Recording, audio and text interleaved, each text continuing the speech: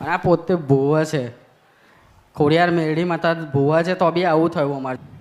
મંગળવારે બેઠક થાય છે અમારા ત્યાં, તઈ હરિનગર ગોત્રી, વડોદરા. હા હા, પણ વર્ષોથી એવું હતું, આમ અમને નહીં ખબર. કોણ છો માં? માં બોલ, મારી જવાબ તો હાલ. તારા બાપ દાદાની પૂજેલી આઈ મે.